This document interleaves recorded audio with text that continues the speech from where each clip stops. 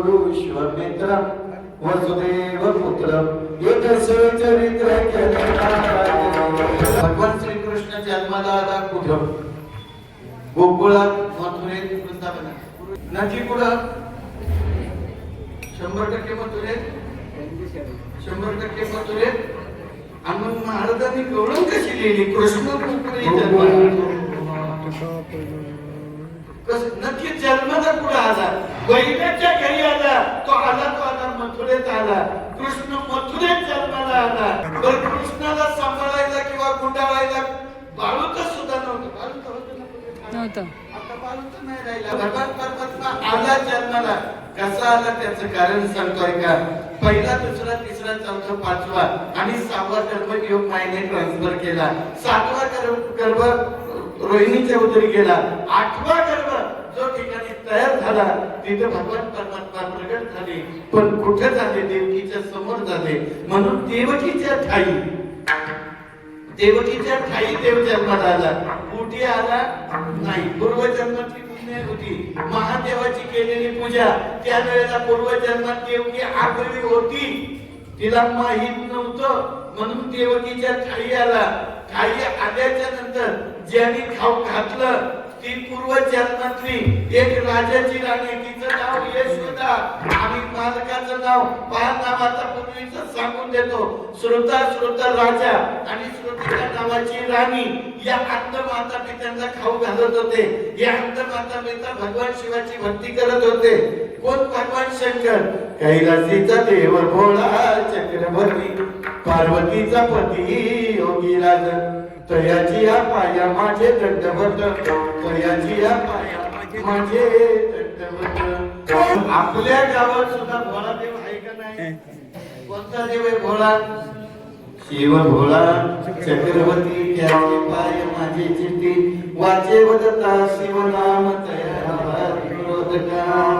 धर्मार्थ काम मोक्ष शिव एकता प्रत्यक्ष. एका जनार्दनी शिव निवारी कळी काळाचा.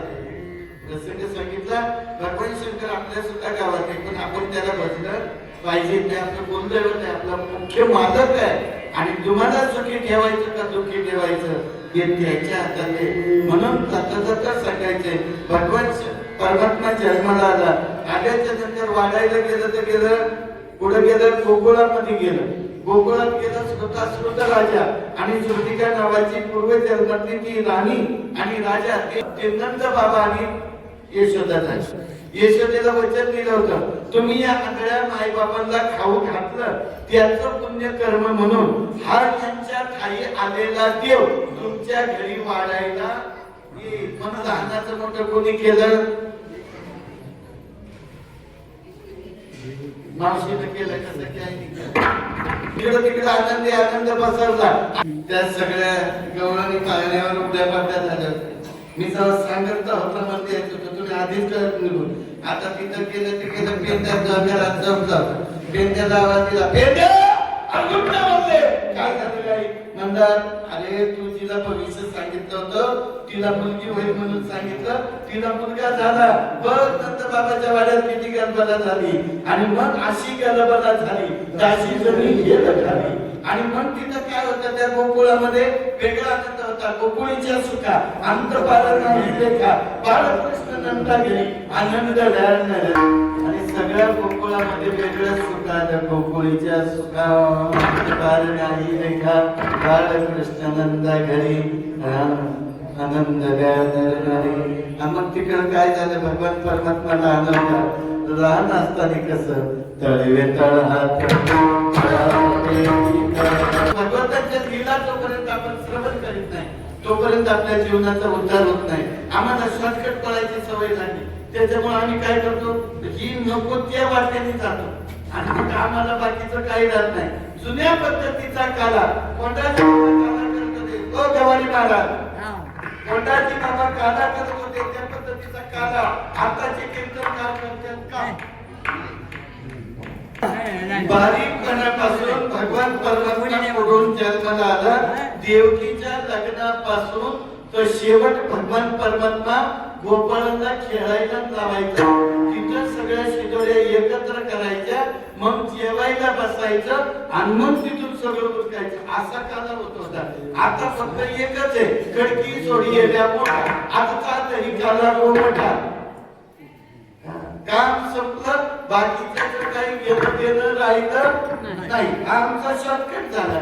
शॉर्टकट नाही पाहिजे मला. मग सगळ्या गवळणी मिळून यायच्या, एक एक गवळण यायची, एक एक कारण सांगायची. गवळणी कारण सांगायची. सांगत असताना मला भगवान परमात्मा लहान होता, दही दुधाच्या चोऱ्या करायचा.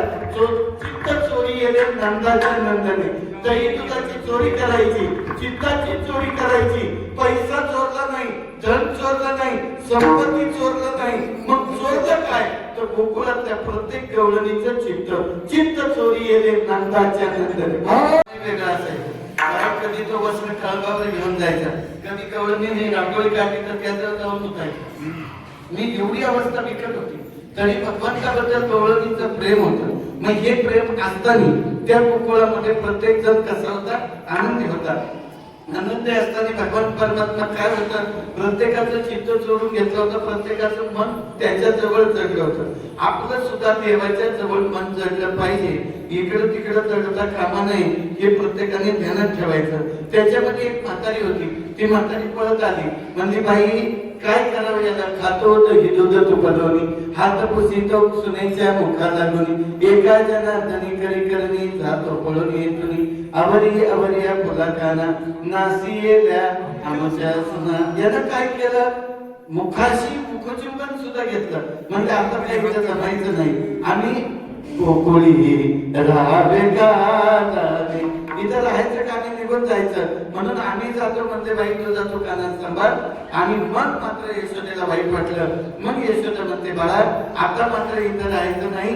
गवळ्या घरी पोपट उठला, आता इथं थांबू नको, तू रानात जा. पूर्वीची शाळा रानात होती.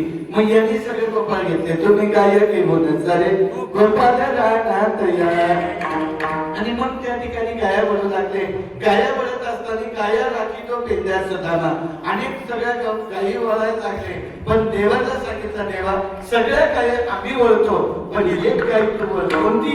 मनेरी नावाची गाय आहे, तेवढी तू वळ.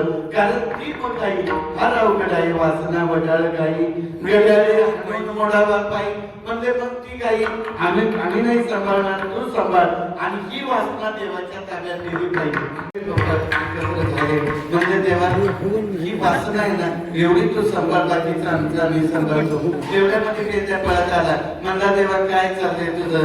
आणि ती एक गाय तू सांभाळतो, पण काहीतरी थोडासा थकवा आलाय ना, काहीतरी केलं पाहिजे. म्हणजे काय करायचं? खेळायचं. म्हणजे